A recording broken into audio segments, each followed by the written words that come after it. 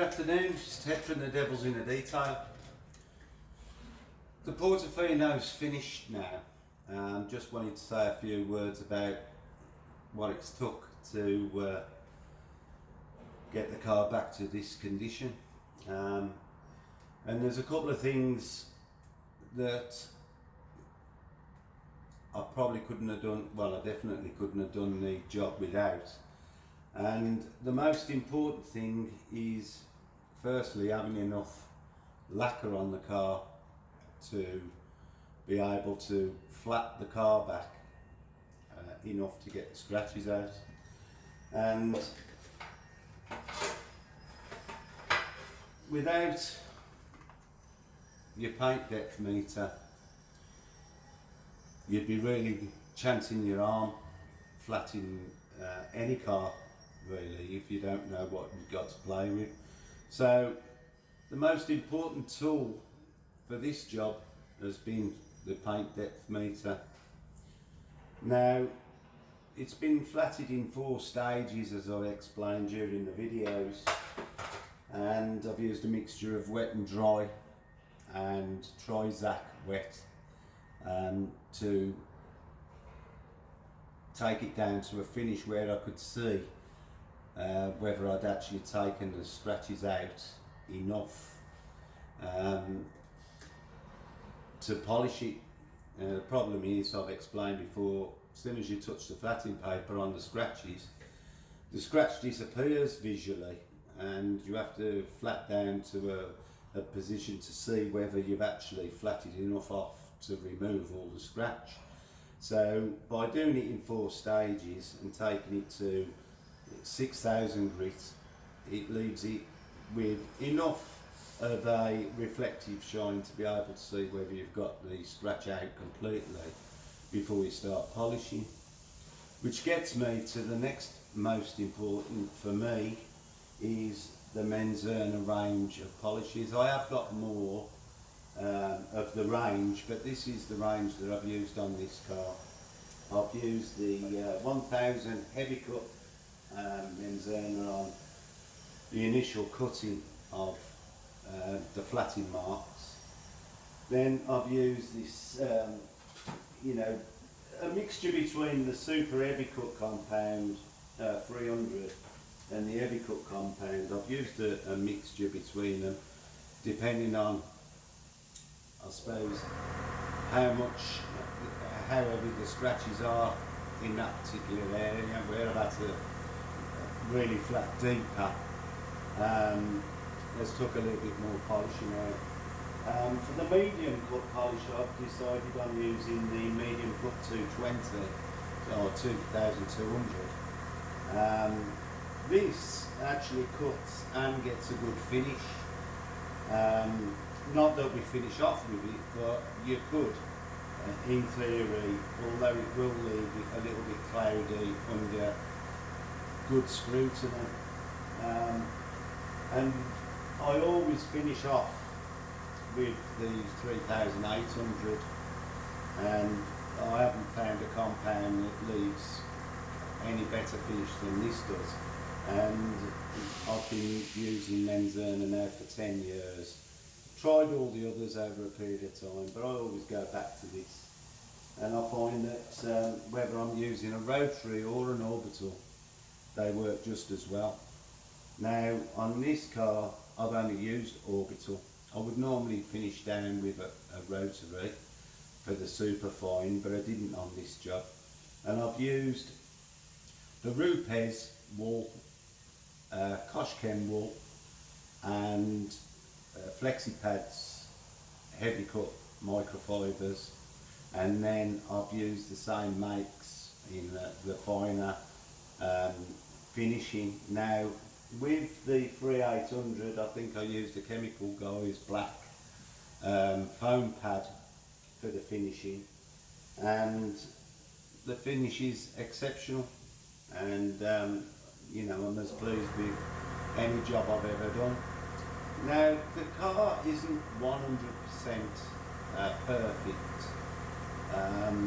as you know by the previous videos. All the swage lines have been masked and have only been not tickled but lightly polished to, when the scouring pad's gone over the car, it's gone over the swage lines as well, but you can't keep flatting and polishing swage lines because it'll break through. So if you really look, you can still see very slight lines on some of the swage lines. Some of them have got out with 6,000, like flatting with 6,000 bricks.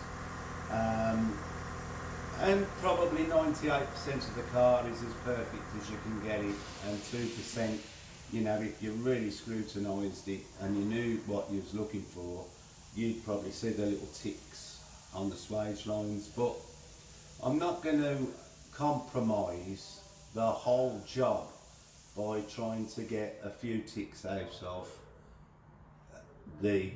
some of the swage lines and press lines, or whatever you want to call them.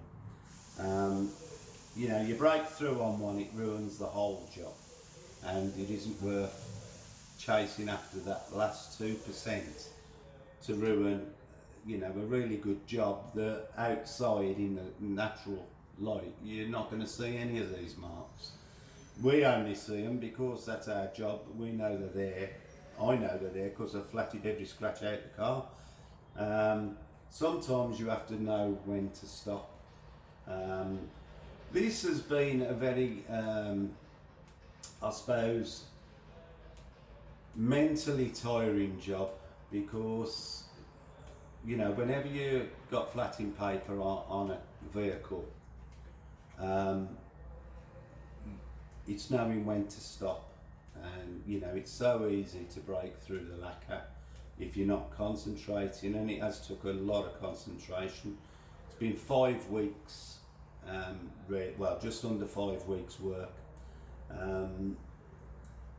I've said previously, if I was flatting the car for it to be re-lacquered or repainted, you haven't got to worry about breaking through. So, you know, you can just, I could probably flat this car in 3 or 4 days if it was going to be repainted.